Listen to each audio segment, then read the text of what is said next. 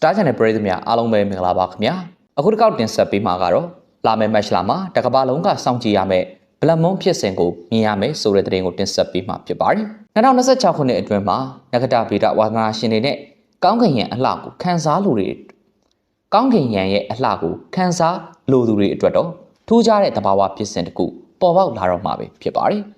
ဒါကတော့လုံးဝကိုလာချက်ချင်းနဲ့အတူလာမင်းကြီးဟာနေရဲတဲ့သွေးရောင်အသွင်ပြောင်းလဲသွားမဲ့Black Moon ဖြစ်စဉ်ပဲဖြစ်ပါတယ်။ဒီထူးခြားလာတဲ့ကောင်းကင်ယံပြပွဲကြီးကိုတော့မြောက်အမေရိကနဲ့အာရှတိုက်အပါအဝင်ကမ္ဘာနေရာတော်တော်များများကနေပြီးတော့မြင်တွေ့နိုင်မှာပဲဖြစ်ပါတယ်။ဒါပေမဲ့လို့လာကျက်တဲ့အချိန်ဟာခိတ္တသာကြာမြင့်မှာမို့လို့ဒီဖြစ်စဉ်ကိုမလွယ်တမ်းကြည့်ရှုဖို့အတွက်ကြိုတင်ပြင်ဆင်ထားဖို့လိုအပ်မှာပါ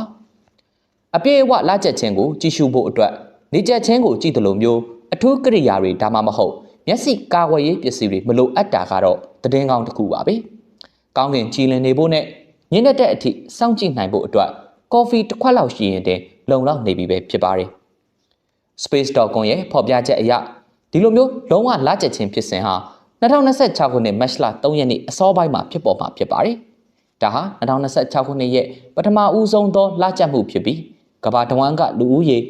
1.5 ဘီလီယံလောက်အထိကိုမြင်တွေ့နိုင်မယ်ဆိုပြီးတော့လည်းခန့်မှန်းထားပါတယ်။ဒီဖြစ်စဉ်ကိုဩစတြေးလျပစိဖိတ်သမုဒ္ဒရာဒေသတွေနဲ့မြောက်အမေရိကအနောက်ဘက်ခြမ်းမှာအထင်ရှားဆုံးမြင်တွေ့ရမှာလည်းဖြစ်ပါတယ်။ရေပူရာအဖြစ်တော့လာကျက်မှုဟာ2026ခုနှစ်မတ်လ3ရက်နေ့အရှိတ်စံတော်ချိန်မနက်6နာရီဝန်းကျင်မှာစတင်မှာပဲဖြစ်ပါတယ်။လုံးဝကိုလာကျက်တဲ့အချိန်ဟာတနာရီနီးပါးသာကြာမြင့်မှာဖြစ်တာကြောင့်အစကနေအဆုံးထိမြင်တွေ့နိုင်ရဖို့အတွက်ပွဲစားမဲ့အချိန်မှာအဆင်သင့်ရှိနေဖို့အရေးကြီးပါတယ်။သွေးရောင်လာမယ် Black Moon ဆိုတာဟာလာကျက်ခြင်းရဲ့နောက်ထပ်အမည်တစ်ခုလည်းဖြစ်ပါတယ်။လာမင်းကြီးရဲ့ပတ်လန်းဟာကဘာနဲ့နေအကြားကိုဖြတ်တန်းသွားတဲ့အခါလာမင်းကြီးစီကိုနေရဲတဲ့အရာအသွေးတွေရောက်ရှိလာတာကြောင့်ပဲဖြစ်ပါတယ်။နေအောင်ကြီးဟာကဘာလေထုကိုဖျက်ကျော်ပြီးမှ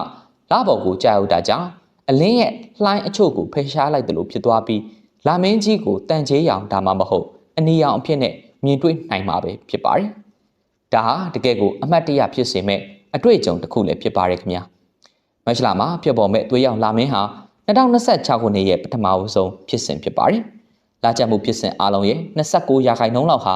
လုံးဝကိုလာကျက်ခြင်းဖြစ်လေရှိပေမဲ့ကမ္ဘာလေပတ်မှုအရာနေရာတစ်ခုတည်းကနေပြီးတော့ဆိုရင်နှစ်ခွဲမှသာတစ်ကြိမ်လောက်မြင်တွေ့နိုင်မှာပဲဖြစ်ပါတယ်။ဒါကြောင့်အခုတစ်ကြိမ်မတ်လမှာဖြစ်ပေါ်မဲ့